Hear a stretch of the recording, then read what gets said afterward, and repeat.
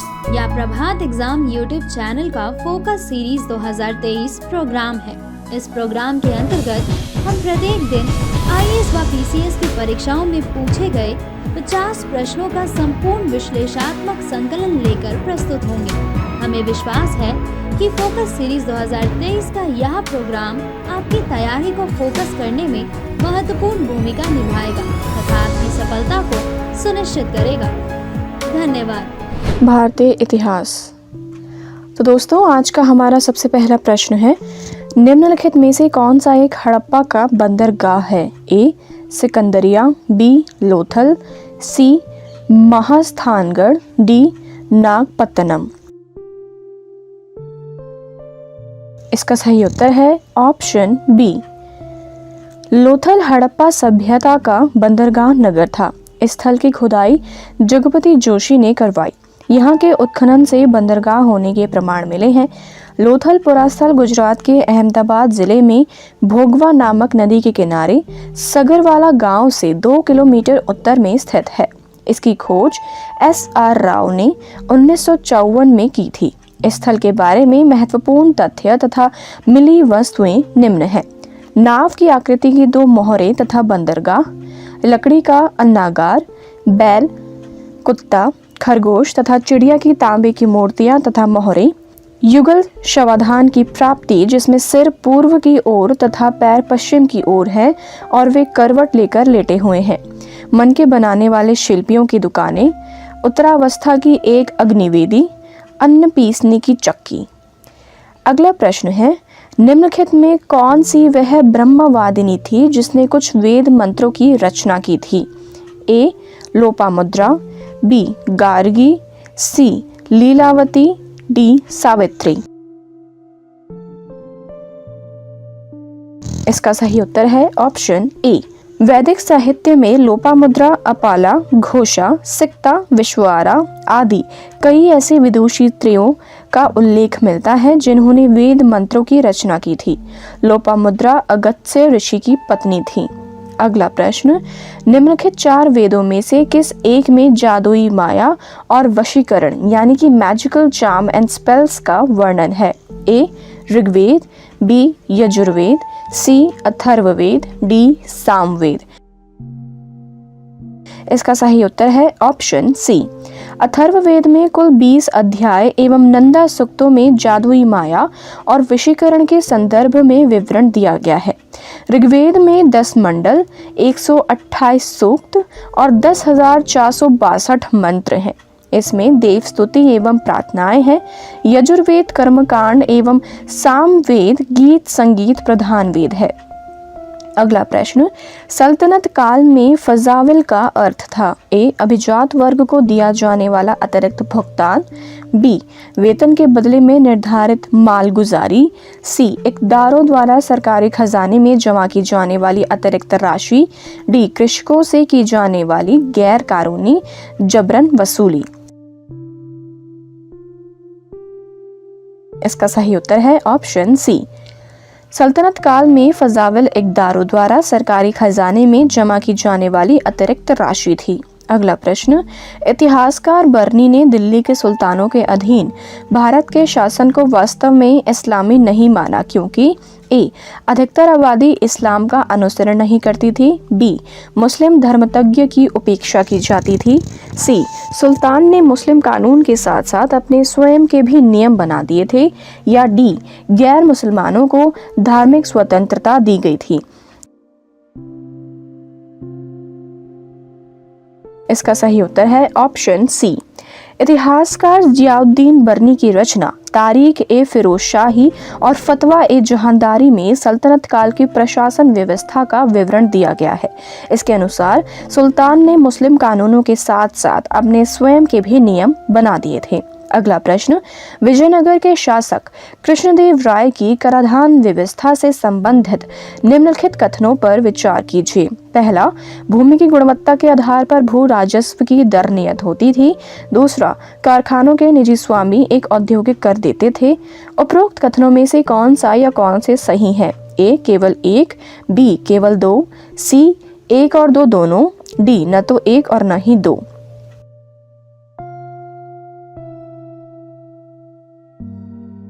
इसका सही उत्तर है ऑप्शन डी।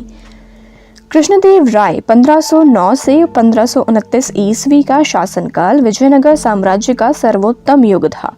विजयनगर साम्राज्य में भू राजस्व व्यवस्था बहुत व्यापक थी। भूमि को सिंचाई युक्त या सूखी जमीन के रूप में वर्गीकृत किया जाता था। इसके बाद भूमि विशेष पर उगाई जाने वाली फसलों के आधार पर उसका वर्गीकरण किया जाता था। लगान का निर्धारण भूमि की उत्पादकता और उसकी किस्म के अनुसार किया जाता था। इसके अलावा पशु कर, संपत्ति कर, औद्योगिक कर जैसे अनेक करों की राज्य द्वारा वसूल किया जाता था। अगला प्रश्न, लंदन में ब्रिटिश ईस्ट इंडिया कंपनी के गठन के समय निम्नलिखित में से कौन भारत का बादशाह था? ए अकबर, बी जहांगीर, सी शाहजहां, डी औरंगजेब। इसका सही उत्तर है ऑप्शन ए। लंदन में ब्रिटिश ईस्ट इंडिया कंपनी के गठन के समय भारत का बादशाह अकबर था। उन यूरोपीय कंपनियों में जिन्होंने भारत में आकर अपनी व्यापारिक गतिविधियां आरंभ की, उनमें अंग्रेज सर्वाधिक सफल रहे। अंग्रेजों की सफलता का कारण इनका भारत सहित समूचे एशियाई व्यापार के स्वरूप को समझना तथा व्यापार विस्तृत में राजनीतिक सैनिक शक्ति का सहारा लेना था। 1599 ईस्वी में जॉन मेंडेल हॉल नामक ब्रिटिश यात्री थलमार्ग से भारत आया। 1599 ईस्वी में इंग्लैंड में एक मर्चेंट एडवेंचर नामक दल ने अंग्रेजी ईस्ट इंडिया कंपनी अथवा the governor and company of merchants of trading in to the East Indies की स्थापना की। अगला प्रश्न, निम्नलिखित भारतीय शासकों में से कौन था जिसने विदेशों में आधुनिक पद्धति से दूतावास स्थापित किए थे? ए हैदर अली, बी मीर कासिम, सी शाह आलम द्वितीय, डी टीपू सुल्तान। इसका सही उत्तर है ऑप्शन डी। मैसूर का शासक टीपू सुल्तान एक कुशल प्रशासक तथा योग्य सेनापति था। इसने टर्की, फ्रांस और ईरान के साथ व्यापार वाणिज्य को बढ़ावा देने के लिए वहां दूतावास की स्थापना की। अगला प्रश्न, रणजीत सिंह ने सुप्रसिद्ध कोहिनूर हीरा प्राप्त किया था? ए शाह सुजा से, बी जमान शाह से, सी दोस्त मोहम्मद से, डी शेर अली से। इसका सही उत्तर है ऑप्शन ए। रणजीत सिंह सिखों के 12 मिसलों में से एक मिसल सुकचकिया से संबंधित थे। इन्होंने 1797 ईस्वी में रावी एवं चिनाब के प्रदेशों के प्रशासन का कार्यभार संभाला। 1798 और 1799 ईस्वी में अफगानिस्तान के शासक जुमान शाह ने रणजीत सिंह को लाहौर का शासक नियुक्त किया। रणजीत सिंह ने कुछ सिख मिसलों से वैवाहिक संबंध स्थापित कर अपने प्रभाव को बढ़ाने का प्रयत्न किया। 1800 ईस्वी के पश्चात अफगानिस्तान की राजनीतिक शक्ति का पतन हो गया और 1809 ईस्वी में शाह सुजा काबुल से भागकर शरण लेने के लिए रणजीत सिंह के यहाँ पहुंचा और कोहिनूर उन्हें भेंट के रूप में दिया गया। अगला प्रश्न, 1857 ईस्वी के स्वाधीनता संग्राम का प्रतीक था? ए कमल और रोटी, बी बाज, सी रुमाल, डी 2 तलवारें। इसका सही उत्तर है ऑप्शन ए। कुछ इतिहासकारों का मानना है कि 1857 ईस्वी के विद्रोह का प्रतीक कमल और रोटी था और इस प्रकार यह सुनियोजित विद्रोह था, जबकि अधिकांश इतिहासकार इससे सहमत नहीं हैं। तो दोस्तों, आज का हमारा सबसे पहला प्रश्न है, सौर मंडल का सर्वाधिक गर्म ग्रह है? ए बुध, बी शुक्र, सी मंगल, डी पृथ्वी। इसका सही उत्तर है ऑप्शन बी। शुक्र ग्रह को प्रेम और सौंदर्य की देवी माना जाता है क्योंकि यह सभी ग्रहों में सबसे अधिक प्रकाशमान एवं सर्वाधिक गर्म ग्रह है। इसे सुबह का तारा एवं साय का तारा भी कहा जाता है। इस ग्रह का घूर्णन अत्यंत धीमा और पश्चगामी है। इसकी कक्षा लगभग गोलाकार है। यह पृथ्वी की अपेक्षा छोटा ग्रह है। पृथ्वी सौर मंडल का अधिकतम घनत्व वाला पिंड है। पृथ्वी की संरचना मुख्यतः लोहा, निकेल, सिलिका, मैग्नीशियम इत्यादि से हुई है। मंगल ग्रह के लाल रंग का होने के कारण ही इसे लाल ग्रह की संज्ञा दी जाती है। यह ग्रह सूर्य का चक्कर विशिष्ट रूप से अंडाकारीय कक्ष में लगाता है। इस ग्रह पर उपसौर एवं अपसौर के बीच तापमानीय भिन्नता 30 डिग्री सेल्सियस रहती है। बुध सूर्य के सबसे निकट का ग्रह है। इसका व्यास 4880 किलोमीटर है। बुध का विस्तृत अध्ययन 1974 से 1975 में मैरिनर 10 से किया गया। अगला प्रश्न, किस तिथि को रात और दिन बराबर होते हैं? ए 22 जून, बी 23 सितंबर, सी 22 दिसंबर, डी 21 फरवरी। इसका सही उत्तर है ऑप्शन बी 21 मार्च व 23 सितंबर को पृथ्वी के सभी भागों पर 12 घंटे का दिन व 12 घंटे की रात होती है, क्योंकि इन तिथियों में सूर्य भूमध्य रेखा पर सीधा चमकता है। अगला प्रश्न, महासागरों में ज्वार भाटा की उत्पत्ति के क्या कारण है? ए सूर्य के प्रभाव से, बी पृथ्वी की घूर्णन गति से, सी सूर्य और चंद्रमा के संयुक्त प्रभाव से, डी गुरुत्वाकर्षण अभिकेंद्रीय बल तथा अपकेंद्रीय बल से।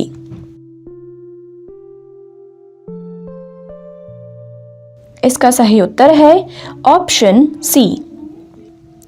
चंद्रमा सूर्य की ज्वारोत्पादक शक्ति में 11:5 का अनुपात पाया जाता है, अर्थात चंद्रमा की ज्वारोत्पादक शक्ति सूर्य की तुलना में 2.17 गुना अधिक है। चंद्रमा सूर्य से आकार में छोटा होने के बावजूद पृथ्वी के अधिक निकट होने के कारण सूर्य की तुलना में पृथ्वी पर अधिक आकर्षण बल डालता है।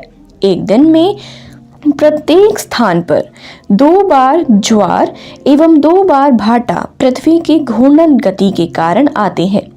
पृथ्वी को अपनी धुरी पर चक्कर लगाने में 24 घंटे का समय लगता है, अतः प्रत्येक स्थान पर ज्वार का अंतराल 12 घंटे होना चाहिए, परंतु यह अंतराल 12 घंटे 26 मिनट का होता है।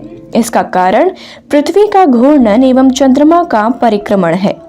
स्पष्ट है कि किसी स्थान पर ज्वार एवं भाटा के बीच का अंतराल 6 घंटे 13 मिनट होता है। अगला प्रश्न, यदि पृथ्वी के घूर्णन की दिशा उपक्रमित कर दी जाए तो जब अंतर्राष्ट्रीय तिथि रेखा पर दोपहर हो तो भारतीय मानक समय क्या होगा? ए 6.5 घंटे, बी 5.5 घंटे, सी 18.5 घंटे, डी 17.5 घंटे।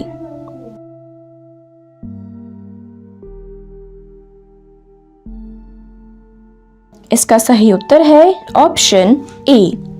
अगला प्रश्न, ग्लोब पर 2 स्थानों के बीच न्यूनतम दूरी होती है। ए 45 डिग्री उत्तरी अक्षांशों पर, बी 45 डिग्री दक्षिणी अक्षांश पर, सी प्रधान देशांतर पर, डी अंतर्राष्ट्रीय तिथि रेखा पर। इसका सही उत्तर है ऑप्शन सी। प्रधान मध्याह्न रेखा यानी कि प्राइम मेरिडियन लाइन ब्रिटेन के ग्रीनविच से होकर गुजरती है। इसे 0 अंश देशांतर रेखा भी कहा जाता है। पूर्वी एवं पश्चिमी गोलार्ध की महत्वपूर्ण निर्धारण रेखा होने के कारण यह ग्लोब के 2 स्थानों की दूरी न्यूनतम होती है। अंतर्राष्ट्रीय तिथि रेखा 180 डिग्री देशांतर है, जिसे तिथियों की विभाजन रेखा भी कहा जाता है। प्रशांत महासागर से होकर गुजरने वाली इस अंतर्राष्ट्रीय तिथि रेखा का 8 बार मुड़ाव हुआ है। 45 डिग्री उत्तरी एवं 45 डिग्री दक्षिणी अक्षांश रेखाएं उत्तरी एवं दक्षिणी मध्याह्न रेखाएं हैं। अगला प्रश्न, सर्व प्राचीन शैल समूह की आयु आंकी जाती है।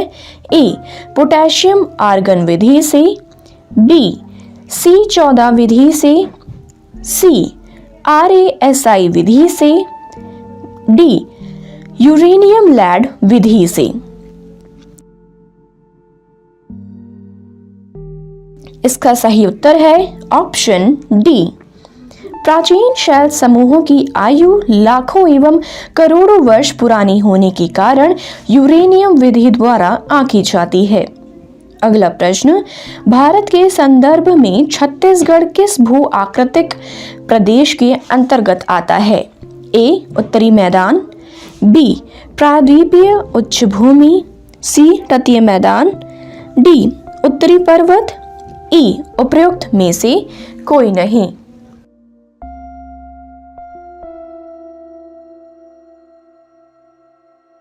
इसका सही उत्तर है ऑप्शन बी। भारत के संदर्भ में छत्तीसगढ़ प्रायद्वीपीय उच्च भूमि भू आकृतिक प्रदेश के अंतर्गत आता है। अगला प्रश्न, भूवैज्ञानिक कालानुक्रम के अनुसार अधोलिखित का सही क्रम है। पहला अरावली, दूसरा पूर्वी घाट, तीसरा दक्कन ट्रैप, चौथा हिमालय। कूट है ए 4 2 3 1, बी 1 2 3 4, सी 2 1 3 4, डी 3 1 2 4। इसका सही उत्तर है ऑप्शन बी। भूवैज्ञानिक कालानुक्रम के अनुसार अरावली भारत का सर्वाधिक प्राचीन पहाड़ है। यह प्रोटेरोजोइक काल में निर्मित है। इसका समय 600 मिलियन से 570 मिलियन वर्षों के बीच है। पूर्वी घाट मेसोजोइक काल, दक्कन ट्रैप, कैम्ब्रियन काल, हिमालय नियोजोइक काल। अतः विकल्प बी सही उत्तर है। अगला प्रश्न, हिमालय का पर्वत पदीय प्रदेश है। ए ट्रांस हिमालय, बी शिवालिक, सी वृहद हिमालय, डी अरावली। इसका सही उत्तर है ऑप्शन बी। हिमालय 4 पर्वत श्रेणियों से मिलकर बना है जो एक दूसरे की समांतर फैली हुई है। पहला महा हिमालय, यह सबसे उत्तर की श्रेणी है। दूसरा लघु हिमालय, भारत के लगभग स्वास्थ्यवर्धक स्थान इसी हिमालय पर है। तीसरा ट्रांस हिमालय, यह मुख्यतः तिब्बत में फैला हुआ है। और चौथा शिवालिक, यह मूलतः हिमालय के दक्षिण में स्थित है और कम ऊंचाई होने के कारण इसे पर्वत पदीय भी कहते हैं। अगला प्रश्न, निम्न में से कौन सा विशाल हिमनद है? ए सासाइनी, बी गंगोत्री, सी जेमू, डी सियाचिन।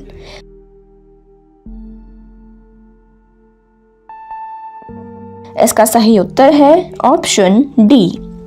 सियाचिन हिमनद धुओं के बाद दूसरा सबसे बड़ा हिमनद है।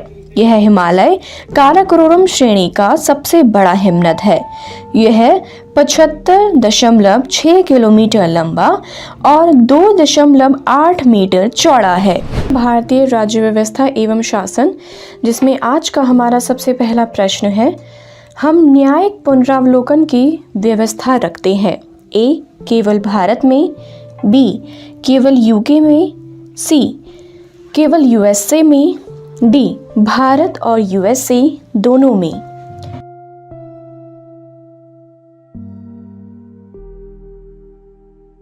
इसका सही उत्तर है ऑप्शन डी। न्यायिक पुनरावलोकन या पुनरावलोकन न्यायालयों की वह शक्ति है जिसके द्वारा वे विधानमंडल के कानूनों तथा कार्यपालिका के आदेशों की जांच कर सकते हैं और यदि ये कानून अथवा आदेश संविधान के विरुद्ध हों तो उनको असंवैधानिक एवं अवैध घोषित कर सकते हैं।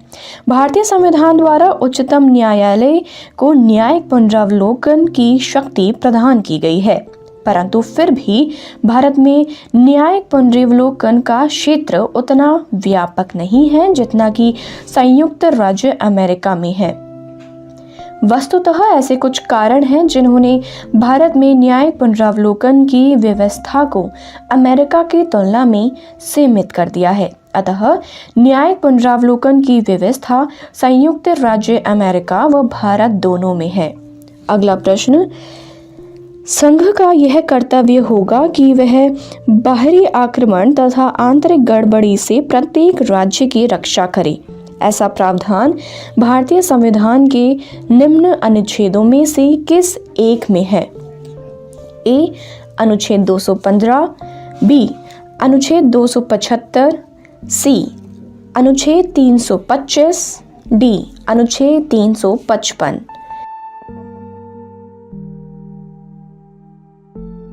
इसका सही उत्तर है ऑप्शन डी। अनुच्छेद 355 के प्रावधान के अनुसार संघ का यह कर्तव्य होगा कि वह बाहरी आक्रमण और आंतरिक अशांति से प्रत्येक राज्य की सुरक्षा करे और प्रत्येक राज्य की सरकार का इस संविधान के उपबंधों के अनुसार चलाया जाना सुनिश्चित करे। अगला प्रश्न, भारतीय संसदीय प्रणाली ब्रिटिश प्रणाली से इस बात में भिन्न है कि भारत में ए वास्तविक और नाममात्र दोनों प्रकार की कार्यपालिका हैं, बी सामूहिक उत्तरदायित्व की प्रणाली है, सी द्विसदनीय विधायिका है, डी न्यायिक पुनर्विलोकन की प्रणाली है।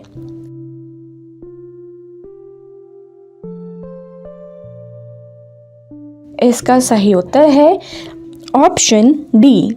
भारतीय शासन प्रणाली की सर्वाधिक प्रेरणा ब्रिटिश शासन प्रणाली से ली गई है, परंतु न्यायिक पुनरावलोकन के प्रावधान भारत और ब्रिटेन की शासन प्रणाली में एक मुख्य अंतर है। भारत के संविधान में यह प्रावधान संयुक्त राष्ट्र अमेरिका से लिया गया है।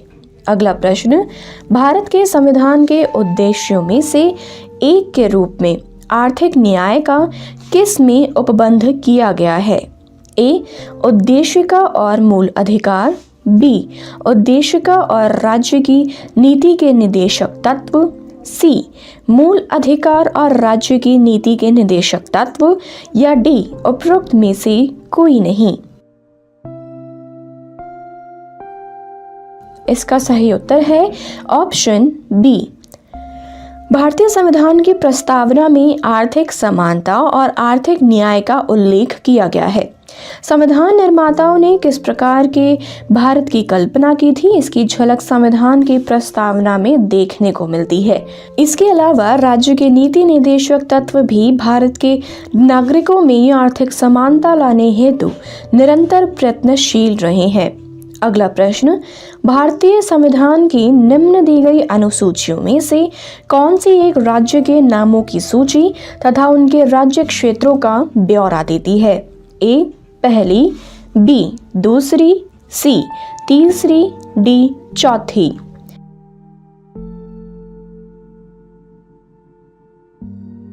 इसका सही उत्तर है ऑप्शन ए।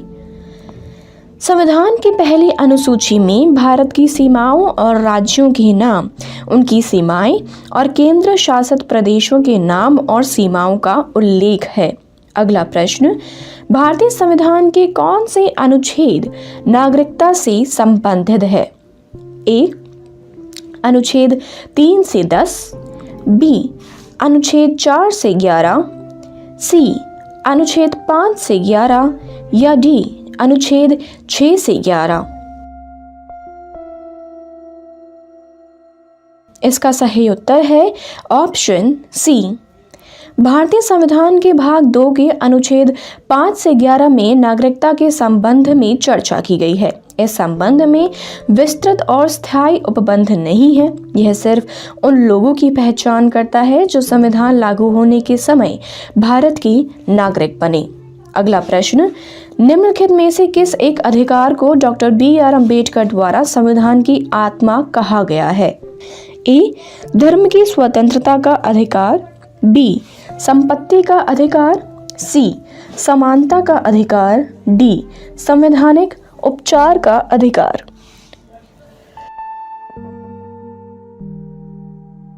इसका सही उत्तर है ऑप्शन बी। संवैधानिक उपचारों का अधिकार स्वयं में कोई अधिकार न होकर अन्य मौलिक अधिकारों का रक्षोपाय है। इसके अंतर्गत व्यक्ति मौलिक अधिकारों के हनन की अवस्था में न्यायालय की शरण ले सकता है। इसलिए डॉक्टर अंबेडकर ने अनुच्छेद 32 को संविधान का सबसे महत्वपूर्ण अनुच्छेद बताया। एक अनुच्छेद जिसके बिना संविधान अर्थहीन है। यह संविधान की आत्मा और हृदय है। अनुच्छेद 32 का उद्देश्य मूल अधिकारों के संरक्षण हेतु गारंटी, प्रभावी, सुलभ और संक्षेप उपचारों की व्यवस्था है। अगला प्रश्न, भारत के संविधान का निम्नलिखित में से कौन सा अनुच्छेद प्रेस की स्वतंत्रता से संबंधित है? ए अनुच्छेद 19, बी अनुच्छेद 20, सी अनुच्छेद 21, डी अनुच्छेद 22।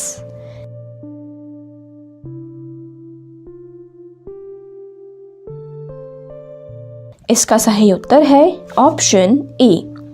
भारतीय संविधान में प्रेस के लिए स्वतंत्रता का उल्लेख अलग से नहीं किया गया है, बल्कि वाक एवं अभिव्यक्ति की स्वतंत्रता में अनुच्छेद 19(1)(a) के अंतर्गत प्रेस की स्वतंत्रता भी समाहित है।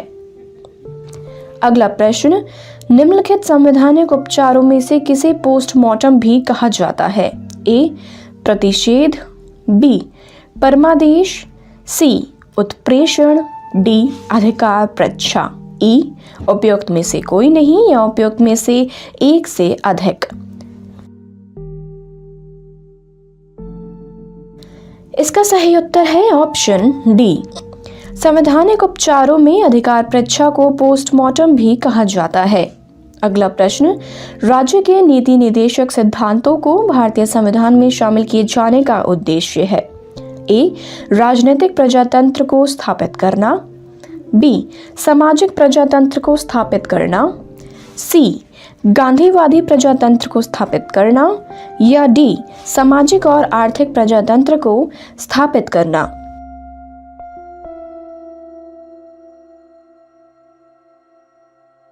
इसका सही उत्तर है ऑप्शन डी। नीति निर्देशक तत्वों की विस्तृत सूची यह दर्शाती है कि वे सामाजिक व आर्थिक आदर्शों के प्रतीक हैं, जिनके प्रति राज्य को प्रयत्नशील रहना चाहिए तथा व्यवस्थापिका का कार्यपालिका को कानून बनाने व उसे लागू करते समय उनका पालन करना चाहिए। फिर भी उनका वास्तविक उद्देश्य एक पुलिस राज्य की अपेक्षा एक लोक कल्याणकारी राज्य की स्थापना करना है। यहीं पर यह बात भी प्रमाणित होती है कि भारत एक लचीला राष्ट्र है जो प्रत्येक राजनीतिक दल की विचारधारा के साथ चल सकता है। यह सिद्धांत एक प्रजातंत्रीय समाजवादी व्यवस्था की रचना करता है जिसे महात्मा गांधी और जवाहरलाल नेहरू जैसे नेताओं ने बल दिया।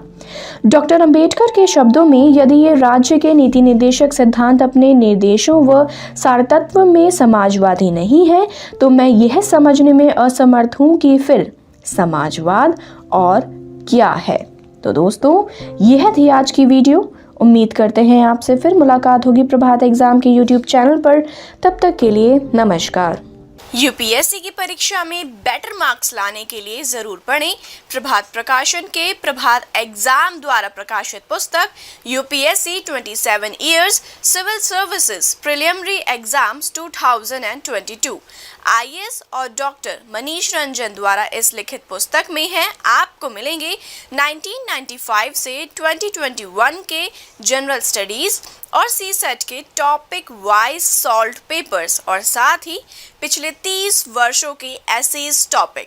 आप इस बुक का रिव्यू लेना चाहते हैं तो हम आपके लिए आर्थिक एवं सामाजिक विकास, जिसमें आज का हमारा सबसे पहला प्रश्न है, मिश्रित अर्थव्यवस्था का अर्थ है?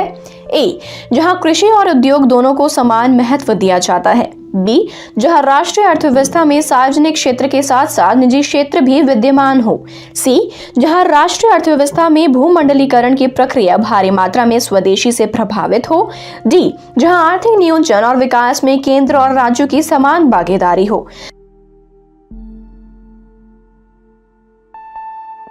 इसका सही उत्तर है ऑप्शन बी। मिश्रित अर्थव्यवस्था एक ऐसी प्रणाली है जिसमें बाजार तंत्र के संचालन के साथ साथ राज्य की भूमिका भी पाई जाती है। इस प्रकार की प्रणाली में पूंजीवाद एवं समाजवाद दोनों के गुणों का सम्मिश्रण पाया जाता है। अगला प्रश्न, किसी दी गई अवधि के लिए एक देश की राष्ट्रीय आय ए नागरिकों द्वारा उत्पादित वस्तुओं और सेवाओं के कुल मूल्य के बराबर होगी, बी कुल उपभोग और निवेश व्यय के योग के बराबर होगी, सी सभी व्यक्तियों की व्यक्तिगत आय के योग के बराबर होगी, या डी उत्पादित अंतिम वस्तुओं और सेवाओं के मौद्रिक मूल्य के बराबर होगी। इसका सही उत्तर है ऑप्शन डी। राष्ट्र की राष्ट्रीय आय किसी दी गई अवधि में उस राष्ट्र द्वारा उत्पादित अंतिम वस्तुओं एवं सेवाओं के शुद्ध योग का मूल्य होती है। इसे सामान्य भाषा में सकल घरेलू उत्पाद यानी कि जीडीपी के रूप में जाना जाता है। राज्य की आय में विदेशी निवेश को भी सम्मिलित किया जाता है। विभिन्न अर्थशास्त्रियों ने राष्ट्रीय आय को अलग अलग रूप से परिभाषित किया है, अतः राष्ट्र की संपूर्ण वार्षिक उत्पत्ति को वार्षिक आय भी कहा जाता है।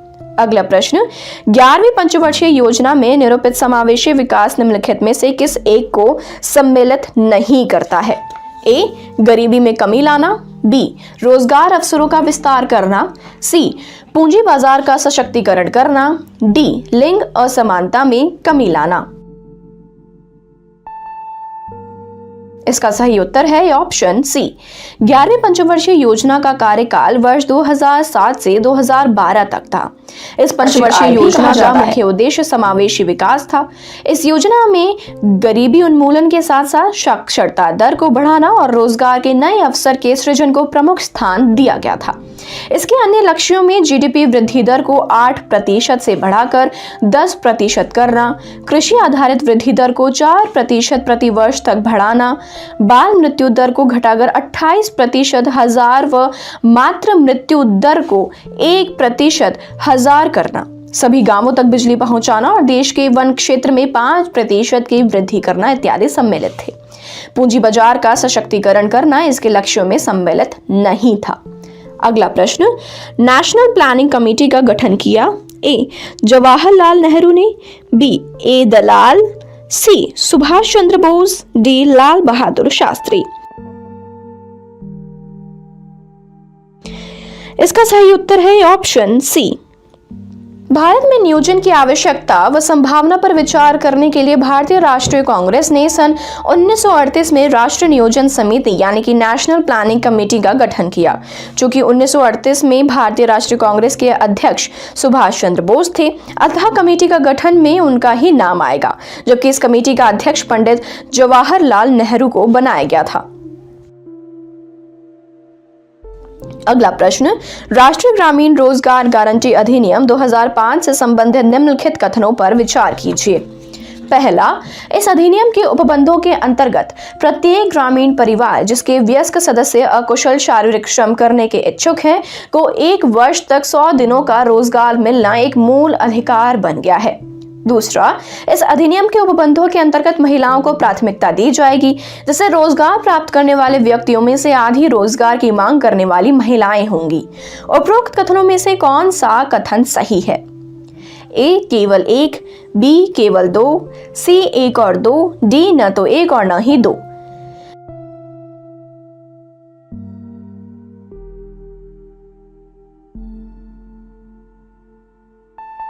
इसका सही उत्तर है ऑप्शन डी।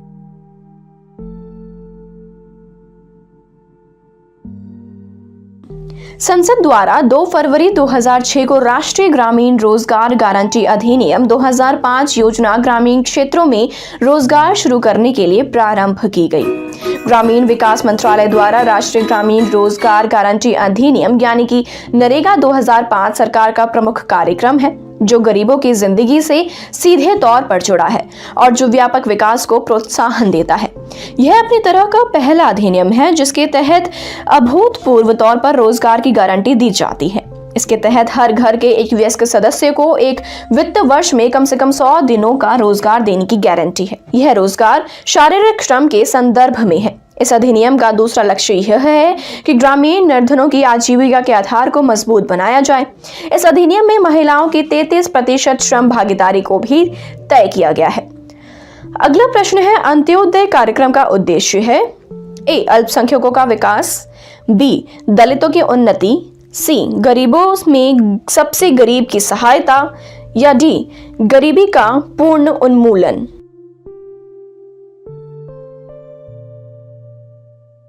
इसका सही उत्तर है ऑप्शन सी। अंत्योदय अन्न योजना 20 दिसंबर 2000 को प्रारंभ की गई।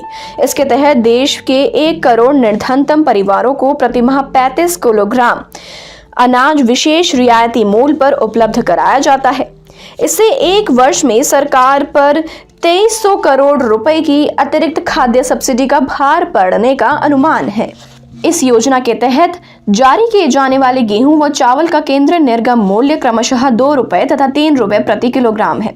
इस योजना से 1 करोड़ निर्धनतम परिवार लाभान्वित होते हैं। यह योजना केंद्रीय उपभोक्ता मामले, खाद्य एवं सार्वजनिक वितरण मंत्रालय के तहत प्रारंभ की गई है।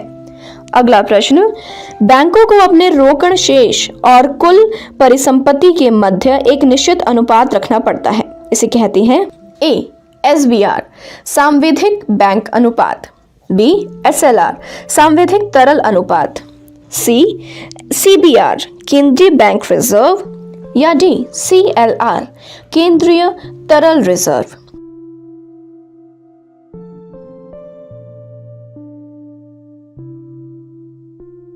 इसका सही उत्तर है ऑप्शन बी। संवैधानिक चल निधि अनुपात वाणिज्यिक बैंक के लिए वह राशि है जो बैंकों को अपने ग्राहकों के लिए ऋण उपलब्ध कराने से पहले नकदी या सोने या सरकार द्वारा अनुमोदित प्रतिभूतियों या ऋण पत्र के रूप में बनाए रखने की होती है। इसका इस्तेमाल किसी भी आपात देनदारी को पूरा करने में किया जा सकता है। इसके तहत अपनी कुल देनदारी के अनुपात में सोना सरकारी अनुमोदित बॉन्ड्स के रूप में रिजर्व बैंक के पास रखना होता है। सांविधिक चल निधि अनुपात दर भारतीय रिजर्व द्वारा बैंक क्रेडिट के विस्तार को नियंत्रित करने के लिए निर्धारित और पोषित करती है। सांविधिक चल निधि अनुपात SLR की अधिकतम सीमा 40% है। अगला प्रश्न, सूची 1 को सूची 2 से सुमेलित करें। सूची 1 है चक्रवर्ती समिति, नरसिंहम समिति, तेंदुलकर समिति, चलैया समिति। सूची 2 है कर सुधार, निर्धनता आकलन, बैंकिंग क्षेत्र सुधार, वित्तीय क्षेत्र सुधार। इसके कूट हैं A 3214, B 4132, C 2341, D 3421।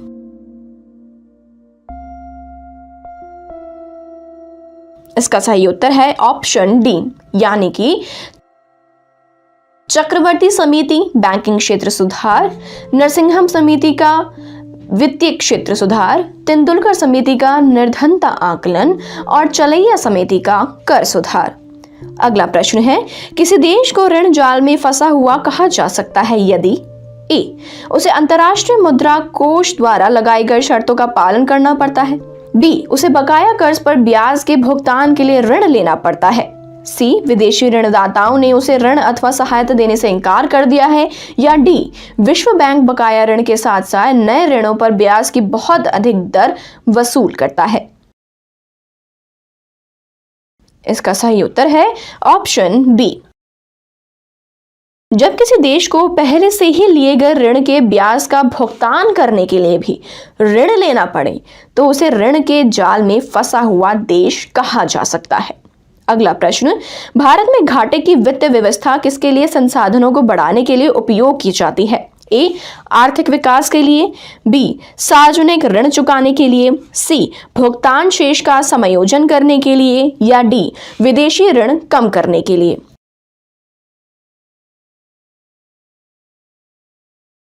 इसका सही उत्तर है ऑप्शन बी। यदि किसी भी देश की आय उसके व्यय से अधिक हो तो इस परिस्थिति को राजकोषीय घाटा या वित्तीय घाटा कहा जाता है। राजकोषीय घाटा आमतौर पर राजस्व में कमी या पूंजीगत व्यय में अत्यधिक वृद्धि के कारण होता है। पूंजीगत व्यय लंबे समय तक इस्तेमाल में आने वाली संपत्तियों जैसे फैक्ट्री, इमारतों के निर्माण और अन्य विकास कार्यों पर होता है। राजकोषीय घाटे की भरपाई आमतौर पर केंद्रीय बैंक से उधार लेकर की जाती है या इसके लिए छोटी और लंबी अवधि के बॉन्ड के जरिए पूंजी बाजार में फंड जुटाया जाता है। कुछ अर्थशास्त्रियों के अनुसार सरकार को राजकोषीय घाटे को पूरा करने के लिए अधिक उधार लेने के बजाय विनिवेश की राह पर चलना चाहिए। सार्वजनिक उपक्रमों में सहकारी हिस्सेदारी कम करने या बेचने की प्रक्रिया शुरू करनी चाहिए तथा देशी और विदेशी दोनों ही निवेशकों को इस ओर आकर्षित करते रहना चाहिए। सामान्य विज्ञान, जिसमें आज का हमारा सबसे पहला प्रश्न है, 100 डेसिबल शोर का प्रबलता स्तर संगत होगा। ए सुनाई भर देने वाली आवाज से, बी सामान्य वार्तालाप से, सी शोर शराबे वाली गली की आवाज से, डी यंत्र कारखाने के शोर से।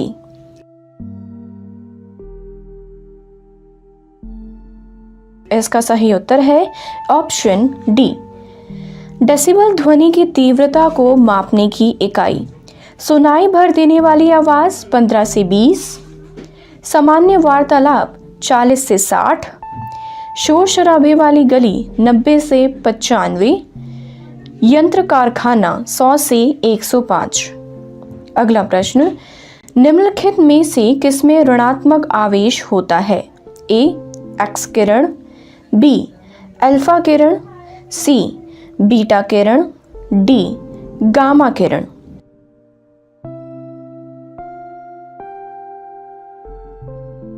इसका सही उत्तर है ऑप्शन सी।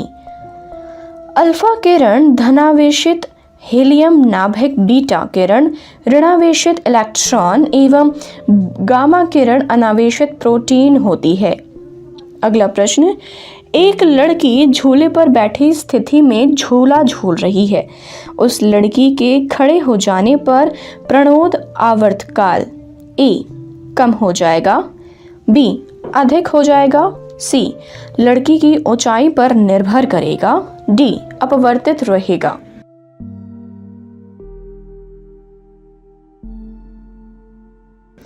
इसका सही उत्तर है ऑप्शन ए। लड़की के खड़े हो जाने पर उसका गुरुत्व केंद्र ऊपर उठ जाएगा, जिससे घूर्णन बिंदु से दूरी कम हो जाएगी, अतः जड़त्व आघूर्ण कम हो जाएगा।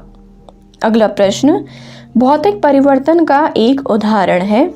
ए हवा में चांदी के बर्तनों का काला होना, बी मोमबत्ती का जलना, सी दूध से दही बनना, डी पानी में चीनी का घुलना।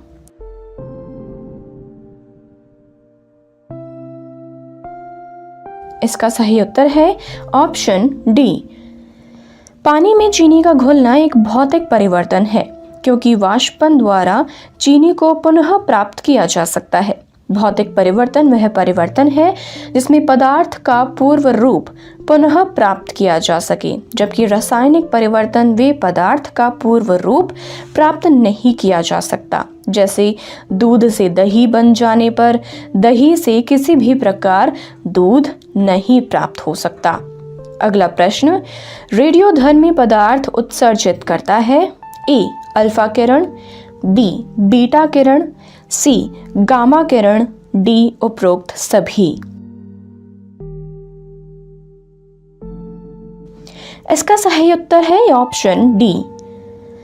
रेडियोधर्मी पदार्थ से अल्फा, बीटा तथा गामा किरणों का उत्सर्जन होता है। जब किसी रेडियो एक्टिव पदार्थ से अल्फा, बीटा तथा गामा कण उत्सर्जित होते हैं तो उसके परमाणु भार व परमाणु क्रमांक बदल जाते हैं तथा किसी नए तत्व का जन्म होता है। अगला प्रश्न, साबुन ग्रीस को हटाता है। ए स्कंद द्वारा, बी अधिशोषण द्वारा, सी पाइसीकरण द्वारा, डी परासरण द्वारा। ई उपरोक्त में से कोई नहीं या उपरोक्त में से एक से अधिक। इसका सही उत्तर है ऑप्शन सी। साबुन ग्रीस को पाइसीकरण द्वारा हटाता है।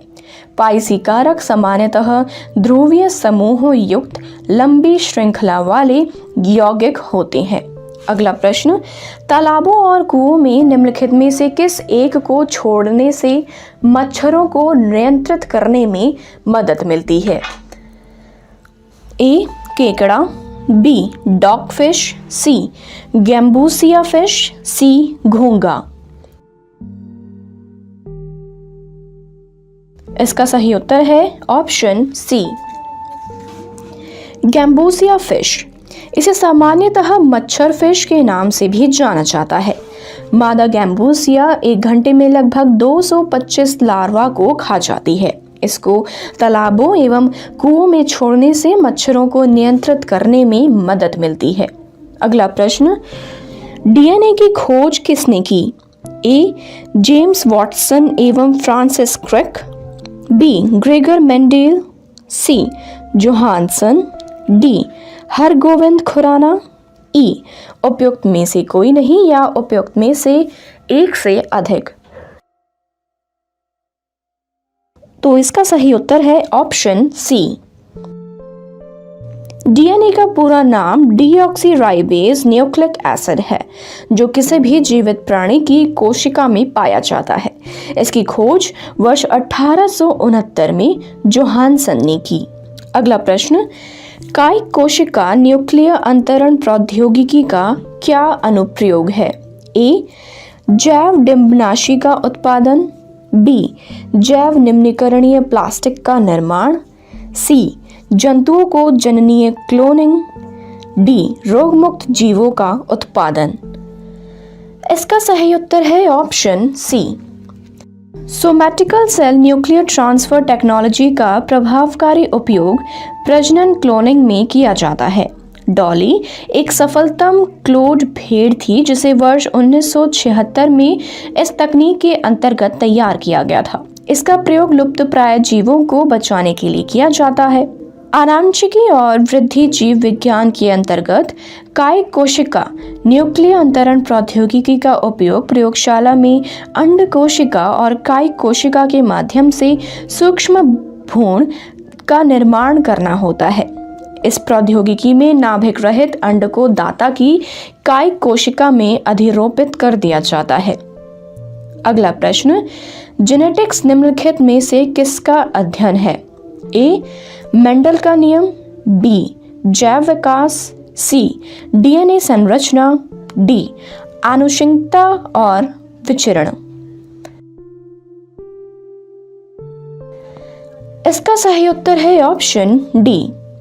जेनेटिक्स का संबंध आनुवंशिकता व विचरण से है। आनुवंशिक लक्षणों की पीढ़ी दर पीढ़ी संरक्षण की विधियों के कारणों के अध्ययन को आनुवंशिकी कहते हैं। इसकी जानकारी मेंडल ने दी। इसी कारण मेंडल को आनुवंशिकी का पिता कहते हैं। सन 1953 में जेडी वॉटसन एवं क्रीक ने डीएनए की द्विकुंडलित संरचना मॉडल का प्रतिपादन किया।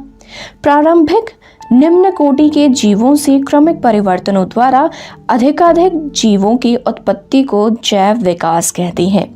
जैव विकास के 3 सिद्धांत हैं। पहला लेमार्कवाद, दूसरा डार्विनवाद, तीसरा उत्परिवर्तनवाद। तो दोस्तों, यह थी आज की वीडियो। उम्मीद करते हैं आपसे फिर मुलाकात होगी प्रभात एग्जाम के YouTube चैनल पर। तब तक के लिए नमस्कार।